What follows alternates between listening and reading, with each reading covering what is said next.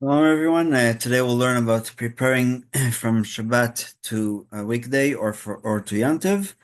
And again, it's these are melachot that are obviously not forbidden on Shabbat. These are just the idea of preparing. For example, washing dishes, setting the table, bringing in more chairs from somewhere else, or all kinds of other stuff like that. That is preparing for Yantiv or for a regular weekday, and not for the purpose of Shabbat itself. So the verse itself in Exodus, when we are given the man, Hashem says, "Vaya b'yom shishi v'achinu et asher yaviu," that on the sixth day they shall prepare everything that they brought in, meaning they brought in the omer, and on the sixth day they got actually two portions of the omer in order to make the food for Shabbat. Vaya mishneh asher katu yom yom, so it will be a double. It will be provided a double for every day. So the Torah Tmima, which brings all the Gemaras on each verse in the Torah, especially the halachic aspect, has three quotes, one from Beitza, one from Shabbat, and one from Psachim. So I think that we'll do it according to the order that they are actually appear in the Talmud. So Shabbat first, then Psachim, and then Beitza. And so in Shabbat it says, um, so the Masechet Psachim talks about the things that we are preparing for Pesach, and of course sometimes Erev Pesach is on Shabbat, like it was this year. And so Rabba has a very interesting opinion. Umektzeh d'oraita, who is muktzeh set up what he this is actually a very good translation. Set aside material prohibited by Torah law, as opposed to rabbinic. Actually, the next chapter of Peninei Halacha is about Mukta, and so Rabbah said, "In it is." Why? Because it says "Vaya b'yom shishi ve'achinu et asher haviu," that they're supposed to prepare everything from Friday, and so something that was either born on Shabbat, like an egg that was laid on Shabbat, or fruit that became ripe and fell off the tree on Shabbat. Those are considered mukta. That's probably the most stringent kind of mukta, and that's why Rabbah is of the opinion that it's doraita. I don't think that we paskin that way because mukta is derabanan, but this specific is because of this verse, and he has even a proof that there's a warning. Yes, as it is written, and it shall come to pass on the sixth day that they shall prepare that which they bring in. That's the positive, which we just saw in that verse in Exodus. And the warning, Gemara adds that the warning indicating that it is a negative commandment from the Torah is from here, you shall not perform any labor. This general statement pertaining to Shabbat includes utilizing objects that were not set aside for use before Shabbat. So, let's say you want to play hopscotch. I'm just giving that as an example, because the previous halacha was about games. And so the idea is that if you set aside the stones and you already have the drawing or it's permanent paint on the sidewalk, then technically that would be allowed because that stone was not mukta because it was set aside before Shabbat. That's just a practical example. Masechet Beitza talks about mostly Yantiv, and this is actually on the first Mishnah, where Rabba Ta'amei, Rabba said, what does it mean, the Echinu at Asher Yaviu, that on the sixth day they should prepare everything?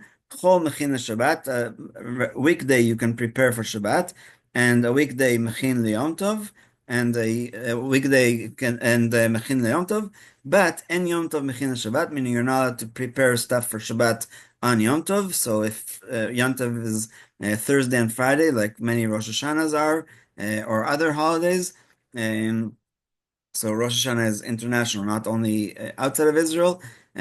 So you're not allowed to prepare on Yom Tov for Shabbat unless you do what's called Eruv Tavshilin. We're not going to get into that because Masechet Beitzah doesn't discuss that. But Yom Tov en Mechina Shabbat and Shabbat Mechina Yom Tov. So even though Yom Tov is also holy and it's also called an Ot, we are not allowed to prepare from Shabbat to Yom Tov. So even more so, what we call Kal V'chomer, definitely you're not allowed to prepare from Shabbat to a regular weekday. And last but not least, Yeah, so he says, Torah Mima just expands that everything that is food for Shabbat has to be already there before Shabbat, and so I just wanted to highlight that. So, to our halacha, Shabbat is meant to bring holiness and rest into our lives. Making efforts on Shabbat to prepare for the week belittles its honor, and therefore the sages forbade doing so. Thus, one may not make the beds on Shabbat in preparation for going to sleep on Saturday night. However, one may make the beds on Shabbat so that the bedroom will look nice on Shabbat. And if somebody always makes their bed first thing in the morning when they wake up, then of course that is allowed because then it doesn't look at all like we're preparing for Saturday night. Similarly, one may clear off tables so that one's home will look nice on Shabbat. For the same reason, if Sudash Lishit is finished well before the end of Shabbat, one may clear the table and put the dishes in a sink, but that doesn't usually happen. However, if Seudah Shlishit finishes only a few minutes before the end of Shabbat, or if people are not planning to remain in the room where it was served because they're going somewhere else to daven Mariv, and so that clearing off the table is not for Shabbat's sake, but for the week's sake, one may not clear off the table. In the shul that I daven in Toronto, Aguda South, they have a non-Jew who's a custodian come as Shabbat is going out, and so when we finish benching, he's already clearing off, but nobody told him that he has to because upstairs is where we daven, and so again, he's doing it for his own sake, just to save time, but we are not allowed to clear the table of Sudash Lishit in such a scenario. One who does it so is expending effort on Shabbat to prepare for afterward. One may wash dishes if they will be used again at some point on Shabbat. So the most common is glasses and cutlery. And if many dishes were used and only one cup is needed for later Shabbat use, but there are no more clean cups, one may wash all the cups since he could use any of them. Similarly, if he needs one plate but none are clean, he may wash all the plates and use one of them. However, if he does not intend to use any of them during Shabbat, he may not wash any of them. And that's very clear. Again, from my own life story, when the first Gulf War started in Israel, when the sirens, the yeshiva asked the Arab workers to go home. They'll still be paid because it was just a security concern. So we had to volunteer to wash the dishes. So when we finished lunch on Shabbat, because Shal Shus was always milchik, or parv, we would just put them in these pre-prepared bins with water in them, and then Motzei Shabbos we would come and wash the dishes. But you're not allowed to wash dishes if they're not needed for the next meal because, like I said, we would use dairy or parv afterwards. So one who never leaves dirty dishes in the sink, even during the week, and who feels that a pile of dirty dishes left in the sink for hours belittles the honor of Shabbat for them, may wash the dishes even if they will not be used again during Shabbat, so that his home will be clean in honor of Shabbat. So it's obvious that the reason is for the honor of Shabbat and not just because he's trying to save time on Saturday night. However, even in this case, he may not wash the pots since they are muktzah and require burdensome work. So what some people do is they just stuff them into the oven or somewhere else where they're not seen because of the cleanliness, but and muktzah like that, you're allowed to move for the purpose of its space. We'll get to that in the next chapter. And last but not least, one may not fold a talit so that it will be unwrinkled for next Shabbat, even though it's from Shabbat to Shabbat. However, one may fold it so that it will not be left out on Shabbat in a disrespectful way. One may not prepare on Shabbat for weekdays, even when a mitzvah is involved. For example, one may not roll a Torah scroll to the passage that will be read during the upcoming week or the next Shabbat. And the next Shabbat it will just end up at the proper place. But let's say that Rosh Chodesh is on Sunday, like it will be not this coming Sunday, but the next Sunday. We are not allowed to roll the Torah from Re'eh to Pinchas. If necessary, one may roll the Torah scroll to the next reading and then study a few verses from it, so that the rolling will serve a purpose on Shabbat as well. One may bring a book to the synagogue even if it is needed after Shabbat, as long as one studies a bit from it on Shabbat as well. And these are just very practical examples.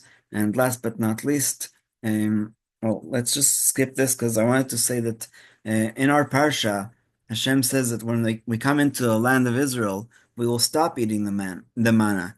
And Hashem says that the reason why Hashem gave us the manna every day, as opposed to, let's say, He could have given us 7 shares on Sunday, or 7 portions, or even 30 days, because it didn't get worms.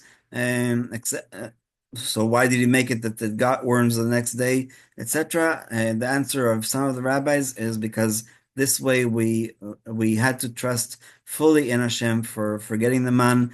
It's called Nahama de Me'emnuta in the Zohar and other places, which means a bread of faith, as opposed to Nahama de Kisufa, a bread of shame when you're getting it for free. And so Hashem wanted us to have not a bread of shame because we are dependent on Hashem for the manna, for the food, but rather just to remember that Hashem will give it to us every day, and that was part of our faith in Hashem, and especially the faith of the Jews who came to Moses. Actually, he didn't even remember that that's what it will be, that on Friday they came and told him that the people are collecting a double portion, and he said, that's exactly what Hashem meant. I'm sorry, I forgot to tell you this. So may we all have a great Shabbos and learn the lessons of faith, and we'll stop here.